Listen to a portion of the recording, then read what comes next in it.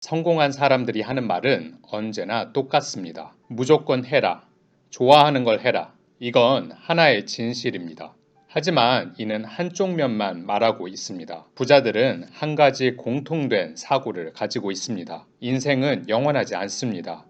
그리고 인생에서 행운이란 건 손에 꼽힐 정도로만 옵니다. 따라서 한정된 기회를 자기 것으로 만들려면 구독, 좋아요 부탁드립니다. 인간이 돈 때문에 저지르는 실수 중 90%는 잘못된 타이밍과 선택으로 인해 일어난다. 사업에 실패한 청년과 조커라 칭하는 노인의 만남으로 이 책은 시작합니다. 청년은 100원이 부족해서 음료수를 못 사고 있는데 마침 노인에게 100원을 빌려서 자판기에서 구입하려는 찰나였습니다. 추운 겨울에 급한 마음에 차가운 밀크티를 누를 뻔하지만 정말 그걸로 할 텐가? 하는 노인의 말에 정신을 차리게 됩니다. 인간이 돈 때문에 저지르는 실수 중 90%는 잘못된 타이밍과 선택으로 인해 일어난다네. 돈을 잘못 다루는 사람들은 대부분 그걸 깨닫지 못합니다. 본인이 실수를 저질러 놓고 남의 탓으로 돌리거나 상황이나 경제나 국가 탓을 합니다. 동전 몇 푼만 가지고도 정상적인 판단을 내리지 못합니다. 추운 겨울임에도 차가운 밀크티를 누를 뻔합니다. 먹고 싶은 마음에 100원에도 정신을 못 차리는 게 사람입니다. 돈 때문에 저지르는 실수 중에 90%는 잘못된 타이밍과 선택으로 인해 일어납니다. 사업을 할 때도 투자를 할 때도 사람들의 마음은 똑같습니다. 돈이 있으면 쓰지 못해 투자하지 못해서 안달이지요. 배트를 휘두르면 경험이 되고 마침내 홈런을 치는 방법을 익히면 행운을 얻으며 홈런을 날린다. 성공한 사람들이 하는 말은 언제나 똑같습니다. 무조건 해라. 좋아하는 걸 해라. 이건 하나의 진실입니다. 하지만 이는 한쪽 면만을 말하고 있습니다. 부자들은 한 가지 공통된 사고를 가지고 있습니다. 인생은 영원하지 않습니다. 그리고 인생에서 행운이란 건 손에 꼽힐 정도로만 옵니다. 따라서 한정된 기회를 자기의 것으로 만들려면 야구 방망이를 많이 휘둘러야 합니다. 물론 때로는 크게 헛스윙을 할 때도 있을 겁니다. 많은 사람들은 바로 그 헛스윙이 무서워서 가만히 있습니다. 실패가 무서운 것이지요. 하지만 성공하는 사람들은 야구 방망이를 많이 휘둘러야 볼을 맞출 수 있다는 걸 본능적으로 압니다. 방망이를 휘두르면 경험이 되고 마침내 홈런을 치는 방법을 익히면 행운을 얻으며 홈런을 날립니다. 저는 유튜브를 2번이나 망했습니다. 이번 유튜브도 망할지도 모릅니다. 그렇지만 전 또 할 겁니다. 제가 직장 생활에서 성공한 것도 부동산 투자, 주식 투자에서 돈을 번 것도 성공할 때까지 계속 두드렸기 때문에 가능했다는 걸 알거든요. 책으로 알고 경험으로 알고 이제는 본능으로 압니다. 중요한 것은 일단 타석에 서는 것입니다. 가능한 한 많이 도전하고 실패하며 능숙해져야 합니다. 그러면 부자가 될 수밖에 없습니다. 성공할 수밖에 없습니다.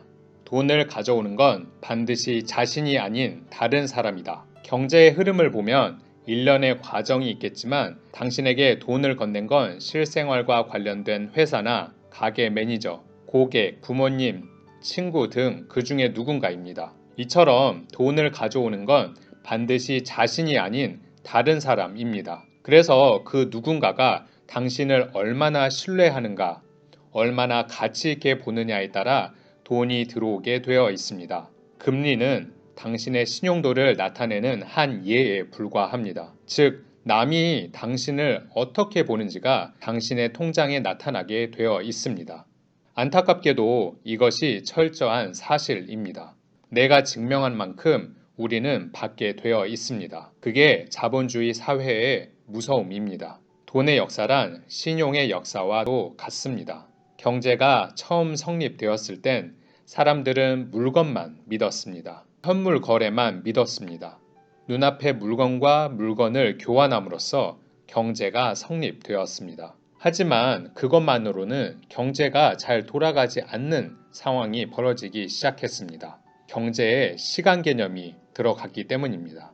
지금 당장 물건은 없지만 기일까지 원하는 걸 마련해 줄 테니 이걸로 교환해 주시오. 기다려 주는 만큼 얼마를 더 얹어 주겠소. 뭐 이런 대화가 정말 오갔는지는 모르지만 실제로 교환하기까지 필요한 시간을 조상들은 약속이라는 형태로 성립시켰습니다. 그리고 약속을 증명하는 증거가 발행되었습니다. 그게 당신은 조개 같은 형태였는지도 모르고 끈 한 가닥이었는지도 모릅니다. 어쨌든 이때가 바로 돈이 탄생한 겁니다. 물건과 물건이 아니라 물건과 신용이 처음으로 거래된 것입니다. 시간의 개념 다음에는 지역의 개념이 들어갔습니다. 경제 규모가 커지면서 마침내 어디서든 가치가 인정됨과 동시에 유통 비용이 낮은 금화가 발명되었습니다. 그리고 그것이 현대에 통용되는 지폐의 기원이 되었습니다. 이처럼 시간을 거슬러 올라가면 돈은 곧 신용이 모습을 바꾼 것임을 알 수 있습니다. 신용이 생기면 돈이 생긴다. 부자는 신용의 힘을 알고 있습니다. 그래서 반드시 약속을 지키려 하고 다른 사람의 믿음에 부응하려고 합니다. 돈은 다른 사람으로부터 오는 거니까요. 마침내 신용은 커다란 돈을 낳고 그 사람이 가질 수 있는 돈의 크기는 자연히 커집니다. 그러면 또다시 신용도가 상승하는 구조입니다. 가혹한 현실이지만 신뢰하는 사람, 신뢰받는 사람은 언제나 동일한 계층에 있습니다. 당신이 상대를 믿지 않으면 상대도 당신을 믿지 않습니다. 신용이 돈으로 바뀌면 믿어주는 상대가 있는 것만으로도 재산이 됩니다. 신용이 있어야 돈도 생기니까요. 사업에서 신용은 생명입니다.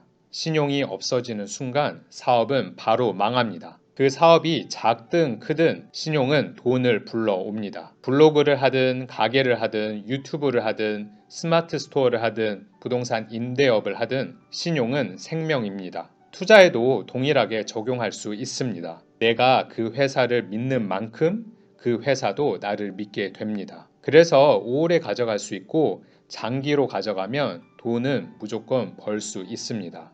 단 내가 믿을 수 있도록 열심히 그 회사에 대해서 연구를 해야 합니다. 아는 만큼 믿을 수 있게 되니까요. 보고 싶은 것만 보려고 하는 확증 편향이 아니라 사고 싶어서 계속 믿는 게 아니라 정말 괜찮은 주식인지 객관적으로 판단해 봐야 합니다. 그런 연구를 열심히 하다 보면 주가가 아무리 떨어져도 경제 전체가 어려워도 전쟁이 터져도 믿고 가져갈 수 있게 됩니다. 그러면 돈을 벌 수 있게 됩니다. 그런 연구가 어렵다면 세계 1등 주식을 사거나 시장 전체를 따라가는 인덱스 펀드나 ETF를 사면 됩니다. 그렇다고 하더라도 세계 경제나 또는 그 나라의 경제가 지속적으로 발전할 거라는 믿음은 있어야겠지요. 돈의 소유자는 존재하지 않아. 전 세계에서 돌고 도는 돈은 지금이라는 순간에만 그 사람의 수중에 있는 것입니다. 돈에는 소유권이 없습니다. 소유할 수 없는 걸 소유하고 있다고 착각하기 때문에 끊임없이 문제가 일어나게 됩니다. 그래서 돈을 쓰는 법, 정확하게는 돈을 어떻게 투자할지에 대한 인사이트가 있어야 합니다. 소유할 수 없는 걸 소유하려 하기 때문에 무리가 발생하는 거고, 그래서 돈을 쓰는 방법을 배워야 합니다. 부자들은 돈을 소유할 수 없다는 걸 알기 때문에 일정한 규칙에 따라 사용하고 있습니다. 부자라는 인종은 돈을 반드시 누군가에게 맡기거나 빌려주거나 투자하려고 합니다. 그때 누구를 선택했느냐가 관건입니다. 부자는 자신의 돈을 반드시 그 금액에 어울리는 그릇을 가진 사람에게 줍니다. 부자는 무엇을 보고 그 사람의 그릇을 판단할까요? 바로 투자 대상의 지난 경력입니다. 그 사람의 과거, 즉 어떻게 계획을 세워서 실행하고 결과를 내왔느냐가 중요합니다. 부자의 그릇은 이런 것입니다. 돈은 그 사람을 비추는 거울입니다. 돈을 어떻게 쓰는지를 보면 그 사람의 습관, 라이프 스타일, 취미와 취향 등을 알 수 있습니다. 돈이란 사고와 행동의 결과가 그대로 드러난 산물이며 사고방식에도 크게 영향을 미치고 있습니다. 세상에 도움이 되고 싶다고 말하면서 자신을 위해서만 돈을 사용하고 있다면 그 말은 설득력을 잃을 것입니다. 사람에게는 각자 자신이 다룰 수 있는 돈의 크기가 있습니다. 돈에 관한 경험은 돈을 다루어 봐야만 쌓입니다. 돈은 그만한 그릇을 가진 사람에게 모여듭니다. 10억의 그릇을 가진 사람에게는 10억 원, 1억 원의 그릇을 가진 사람에게는 1억 원이 모이게 되어 있습니다. 당신에게 돈을 가져오는 건 반드시 자신이 아닌 다른 사람입니다. 이는 자신이 아니라 주변 사람들이 자신의 그릇을 판별해서 거기에 맞는 기회를 가져온다는 것을 뜻합니다.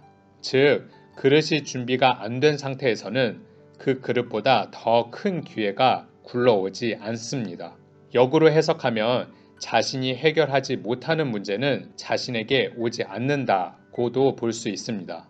돈은 세상을 순환하는 흐름과도 같습니다. 흘러가는 물을 일시적으로는 소유할 수 있어도 그걸 언제까지나 소유하지는 못하는 법입니다. 부자라는 인종은 돈을 반드시 누군가에게 맡기거나 빌려주거나 투자하려고 합니다. 그때 누구를 선택했느냐가 관건입니다. 부자는 자신의 돈을 반드시 그 금액에 어울리는 그릇을 가진 사람에게 줍니다. 그건 틀림없는 사실입니다. 돈이 만능은 아니지만 돈을 다루는 방법을 바꾸면 인생도 바꿀 수 있습니다. 이는 부자의 그릇이라는 책에서 가져온 이야기입니다. 여러분은 어떻게 보셨나요? 저는 이렇게 해봤습니다. 돈을 가져오는 건 반드시 자신이 아닌 다른 사람이니 신용을 쌓으면서 실력을 키워야 한다. 부동산 투자를 할 때의 일이었습니다. 조금 까다로운 30평대의 아파트가 매물로 나왔습니다. 부부 공동 명의로 되어 있었는데 이혼을 하게 되면서 매물이 나온 겁니다. 사실 그렇게 복잡할 게 없는 물건인데 매도인들의 관계가 그렇다 보니 진행하는 과정에서 마찰이 생길 걸 부동산 사장님이 걱정한 거죠. 그래서 일반 매매로 하는 것보다는 저와 같은 투자자에게 파는 게 좀 더 편할 것 같다고 판단을 했나 봅니다. 이미 부동산 사장님과 몇 건을 한 적이 있어서 신뢰도 쌓여 있었고요. 빠르게 매도를 하고 싶었던 매도인 덕에 시세보다 싸게 매수할 수도 있었습니다. 이후 매매가가 2배 이상 오르면서 적은 투자금으로 많이 회수할 수 있었네요. 돈은 분명히 다른 사람을 통해서 들어오게 되어 있습니다. 고로 신용을 쌓으면서 실력을 키워야 합니다.